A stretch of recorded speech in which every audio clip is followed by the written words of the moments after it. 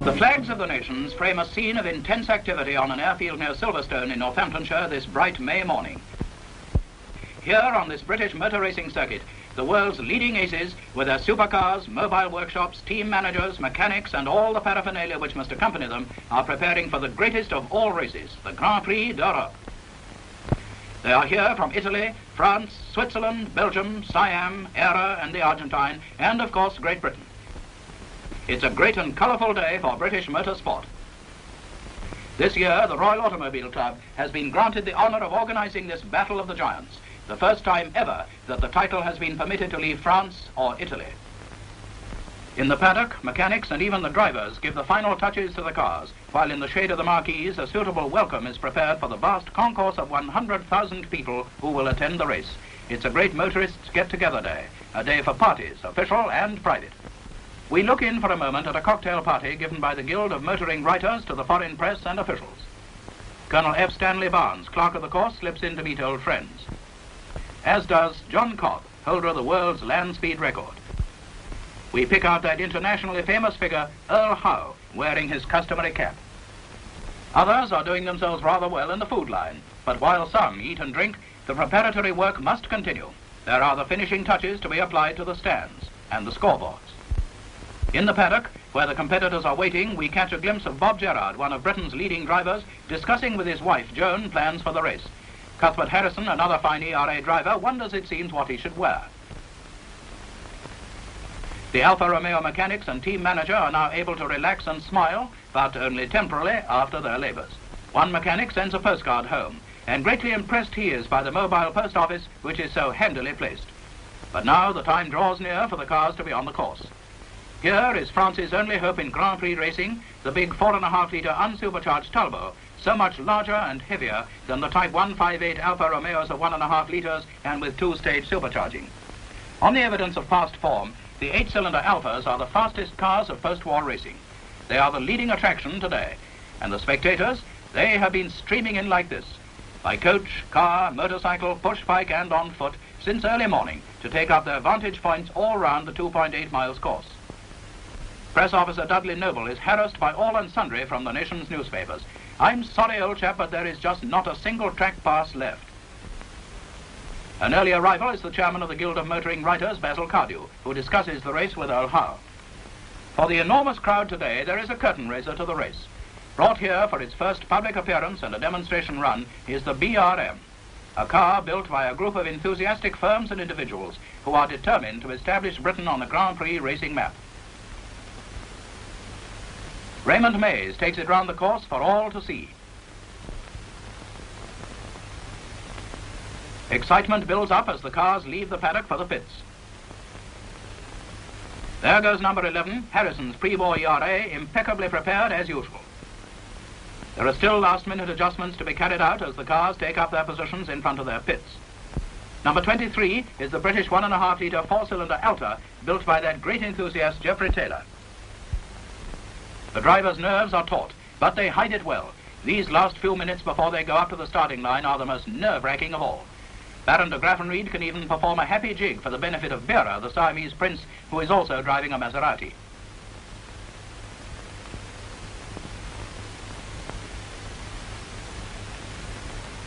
Then the crowd's attention is suddenly diverted from the activity in the pit area. Their Majesties the King and Queen, accompanied by Princess Margaret and Lord and Lady Mountbatten, have arrived on the course. It is the first time the reigning sovereign has attended a motor race in Great Britain. The drivers are presented to the royal party. The Queen chats with Baron de Graffenried. Princess Margaret asks Bera what his chances are against the all-powerful Italian team.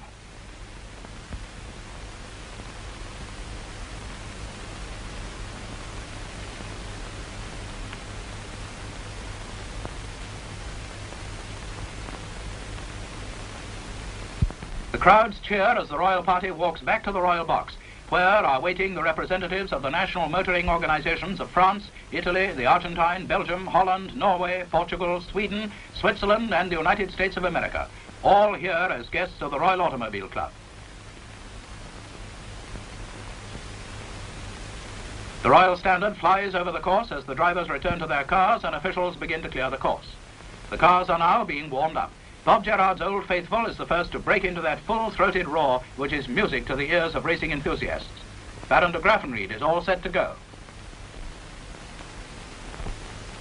Buehrer sits in the cockpit and gives final instructions to his mechanics. The cars are lined up alongside the pits.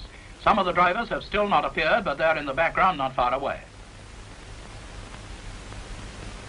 The crowd continues to wait expectantly. These enthusiasts are on the outside of the circuit, packed like sardines, but they're loving every minute of it. There are not many minutes left now, but still there is action in front of the pits.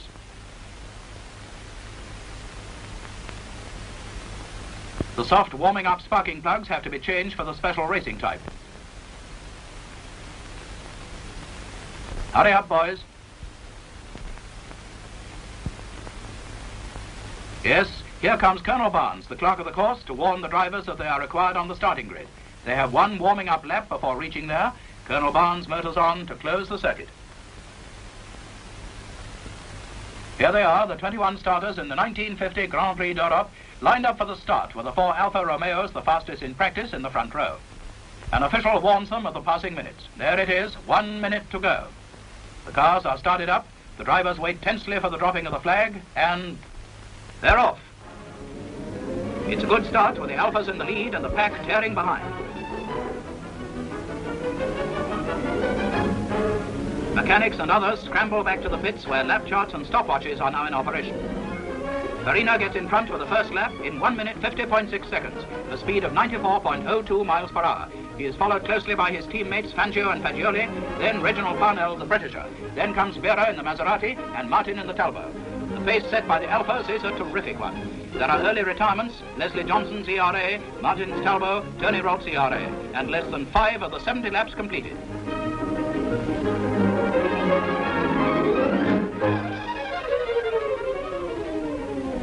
On the hangar straight, the Alfas are well over the 100 miles an hour mark. Their acceleration through the corners is highly impressive.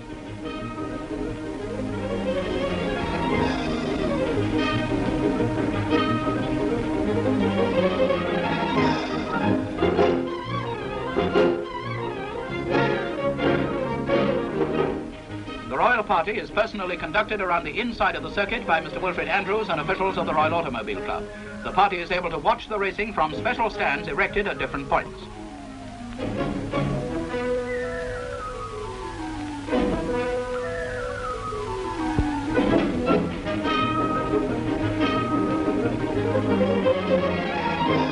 The King and Queen are keenly interested in every corner. They ask questions about the speeds, the technique of the drivers, the type of cars in use, etc.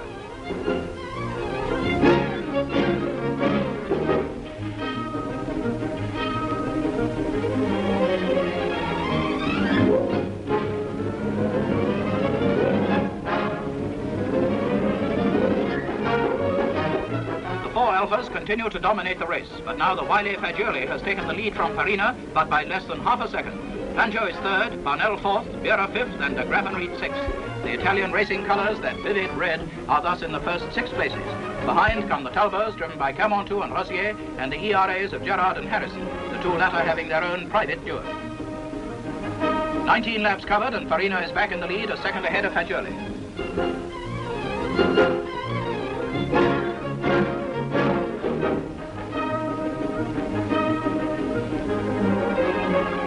More cars are in trouble. Louis Chiron and Buehrer in Maseratis have retired, but the Alfas are still lapping steadily at round about 91 miles per hour. David Murray brings his Maserati into the pits and complains about overheating and lack of horses. You're quite right, David, it is hot.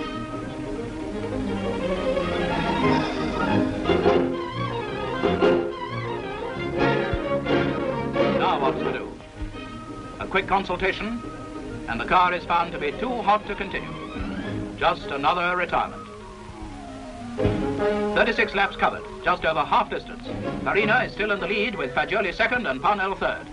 Crossley brings in his Alta for refueling. The pressure hose has failed and the car has to be replenished by hand. As a result of this mishap, the operation takes 2 minutes, 5 seconds. Fangio has already stopped for refueling. It occupied only 25 seconds but lost him third place. Parnell stops later, just 30 seconds. Wonderful examples of efficient pit management by the Alfa Romeo organization. The four Alphas continue to draw steadily away from the rest of the field, but the interest of the crowd is maintained. Four Talbots are still running, one driven by Johnny Clay in the Belton. Gerard and Harrison in the ERAs and David Hampshire and Joe Fry in Maseratis are still there.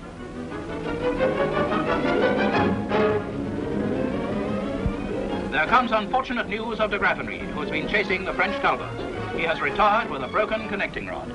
His car is pushed off the course, and the driver, a picture of utter dejection, returns slowly on foot to the pits. The royal party makes a tour of the pits to talk to the backroom boys.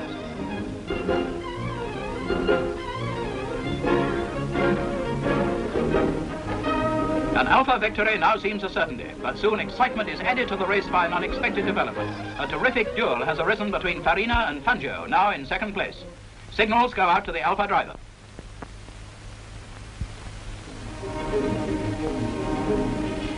Watches and lap times have been carefully checked. And then out goes the board. Farina, Fangio, Fagioli, Parnell. At 60 laps with less than 30 miles to go, the position remains unchanged. But Farina has only half a second lead over Fangio. Then, with only a few miles to go, you can hear the groan from the crowd as the loudspeakers announce Fangio has retired with a broken oil pipe. And so Farina comes in to receive the checkered flag, the winner at an average speed of 90.95 miles an hour. It's been a great Italian victory with Fagioli second and Parnell third. The French Talbots driven by Caventou and Rossier are fourth and fifth, the ERAs of Gerard and Harrison sixth and seventh. The crowd invades the circuit to pay tribute to the drivers. This memorable scene is recorded for the newsreels by Guild member Paul Wyand. And as the band of the Grenadier Guards plays the Italian national anthem, the drivers are lined up in front of the royal box to receive their awards. It is indeed a great day for Giuseppe Farina, Doctor of Engineering and racing driver, later in the year to be proclaimed the 1950 world champion. Garlanded, proud and happy, he thanks the crowd for its wonderful welcome. I have one great desire, he says, to come to Silverstone again and again.